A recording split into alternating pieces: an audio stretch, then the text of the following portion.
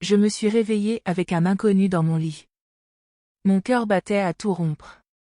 Mes souvenirs étaient flous, et pendant quelques secondes, j'ai cru être dans un rêve. Mais non. La chaleur de son corps, sa respiration calme, et ce parfum enivrant qui flottait encore dans l'air rendaient tout bien réel. Comment en étais-je arrivé là? Tout avait commencé la veille? J'étais sortie pour une simple promenade.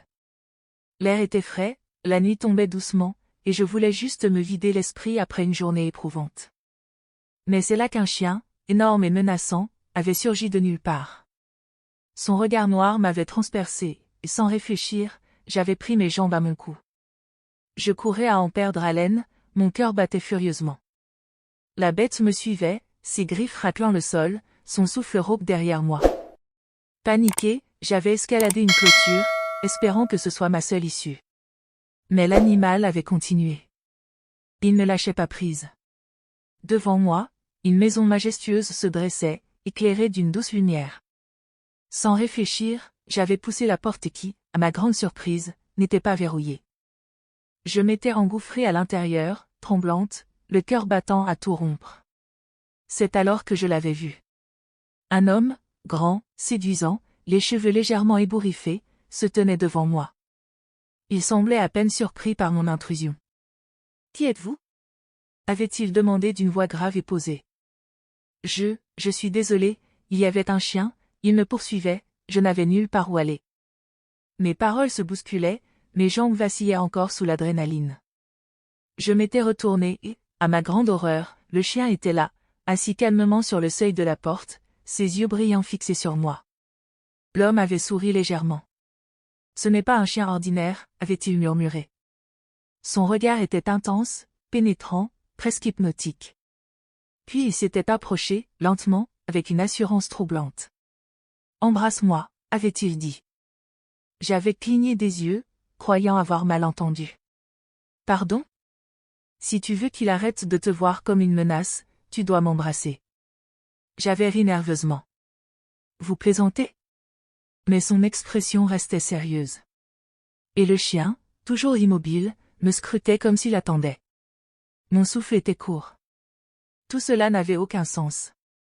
Mais l'énergie entre nous était électrique. J'avais hésité, puis, porté par un mélange de peur et d'attirance inexplicable, j'avais approché mes lèvres des siennes.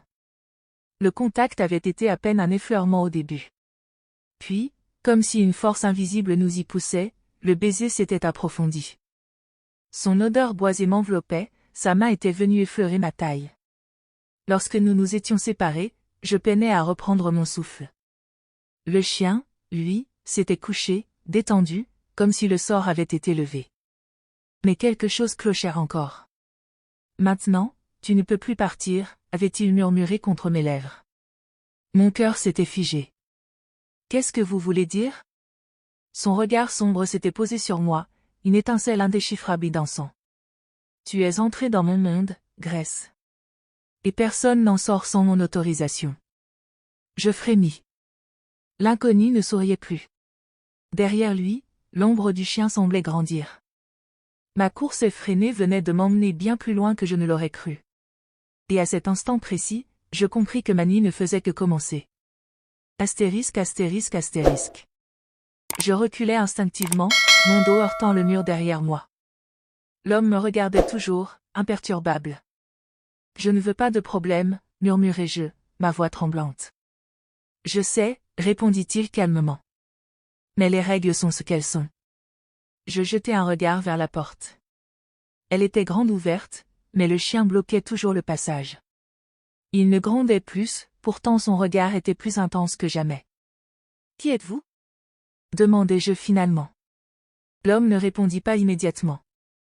Il se contenta de faire un pas vers moi, son ombre s'allongeant sous la lumière tamisée du salon. « Viens t'asseoir » dit-il simplement en désignant un fauteuil en velours sombre. Je restai figé. « Je préfère rester debout. » Il haussa un sourcil, un sourire amusé effleurant ses lèvres. « Tu es têtu. Et vous, vous êtes étrange. » Il rit doucement, puis son regard s'assombrit de nouveau. « Je m'appelle Adrian. Et tu es dans ma maison. » Je déglutis. Vous m'avez dit que je ne pouvais pas partir, pourquoi? Il s'approcha encore. Son parfum épicé m'enveloppa, me troublant davantage. Parce que maintenant, tu m'appartiens. Son murmure me fit l'effet d'une décharge électrique. Je voulais protester, mais avant que je ne puisse dire un mot, il effleura ma joue du bout des doigts. Tu es entré ici de ton plein gré, Grace. Ce manoir a des règles. Et l'une d'elles dit que ceux qui passent cette porte sans y être invités, doivent rester. Mon souffle se bloqua dans ma gorge. C'est ridicule. Vous ne pouvez pas me forcer à rester ici. Oh, je ne vais pas te forcer. Mais tu verras, toi-même, que partir ne sera plus une option. Un frisson parcourut mon échine. Le chien se leva lentement, s'approchant de moi. Mais cette fois, ce n'était plus de la peur que je ressentais, c'était une étrange sensation d'être prise au piège, dans un jeu dont je ne connaissais pas encore les règles. Adrienne m'observait toujours, un sourire mystérieux aux lèvres. Et je compris alors que cette nuit ne faisait que commencer, et que mon destin venait peut-être de basculer à jamais. Mon cœur tambourinait contre ma poitrine. L'atmosphère dans la pièce était oppressante, chargée d'une tension indéfinissable. Adrienne se tenait toujours face à moi, l'ombre du chien veillant sur nous comme un gardien silencieux. Je pris une grande inspiration, tentant de garder mon sang-froid. C'est absurde, murmurai-je. Je vais partir. Je fis un pas vers la porte, mais à peine avais-je bougé que le chien grogna, me clouant sur place.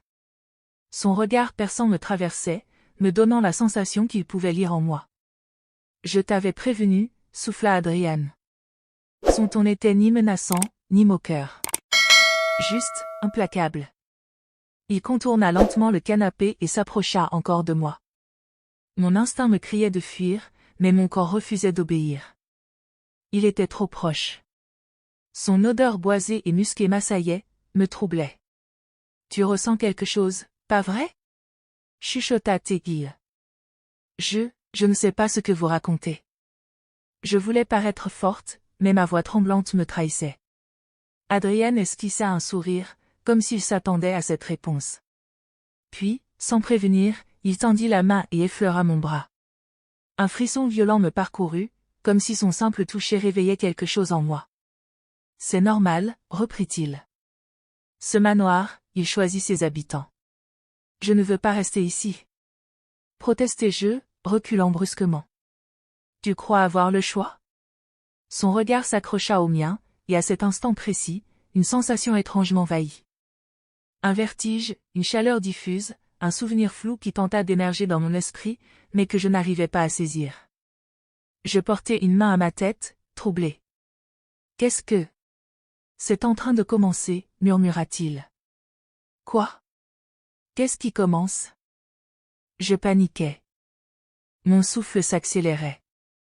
Les murs semblaient se rapprocher, la pièce tanguait légèrement autour de moi. Adrienne posa doucement une main sur mon bras. Respire, Grace. Tu es en train de te rappeler? Me rappeler quoi? Une image fulgura dans mon esprit. Moi, dans cette maison. Mais pas aujourd'hui. Une autre époque. Une robe longue, des bougies allumées. Adrienne. Un sanglot m'échappa. Non, non, ce n'est pas possible. Je me mis à reculer, mais mes jambes cédèrent sous moi. Adrienne me rattrapa avant que je ne touche le sol, son étreinte ferme et brûlante. C'est impossible, murmurai-je. Rien n'est impossible ici. Je relevai la tête vers lui, les larmes aux yeux. Qui suis-je? Il caressa ma joue, son regard empli d'une tendresse infinie. Tu es à moi, Grace. Tu l'as toujours été. Mon cœur se serra.